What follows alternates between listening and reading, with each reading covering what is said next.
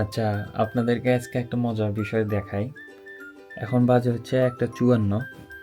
So ইংল্যান্ডে সাধারণত যদি ওয়েদারের কথা বলি, এই যে দেখেন অনেক ঘোলা, ক্যামেরা দেখা যাচ্ছে কিনা জানি না, অনেক পরিমাণে ঘোলা। এখন হচ্ছে দুপুর 1:54 বাজে।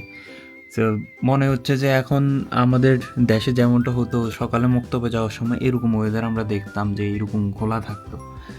ইংল্যান্ডে আসলে যখন উইন্টার আসে তখন আমাদের উইন্টার বলতে সবসময় ঠান্ডা থাকে। সামার আমি যতটুকু দেখছি সামার হচ্ছে 2 থেকে 3 সপ্তাহের মতো ফিল হয়, তাও হঠাৎ হঠাৎ 1 থেকে 2 দিন এমন গরম থাকে, 25 or 30 ডিগ্রি সেলসিয়াস থাকে।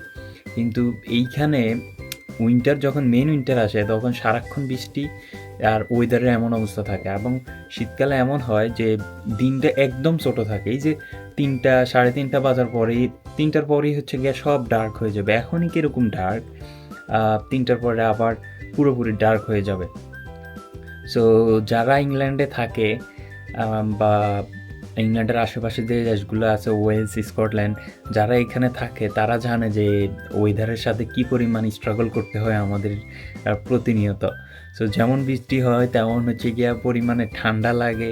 তারপরে হচ্ছে যদিও স্নোফল তেমন একটা হয় না, বিভিন্ন বেশ কিছু স্টেট যেমন হচ্ছে লন্ডন, আরও অনেক স্টেট আছে, এগুলোতে তেমন একটা স্নোফল হয় না, কিন্তু তারপরেও ওই যে বৃষ্টি, বাতাস, তারপরে ঠান্ডা, এগুলো আমরা হচ্ছে গিয়া নিয়েই স্ট্রাগল করতে হয় প্রতিনিয়ত।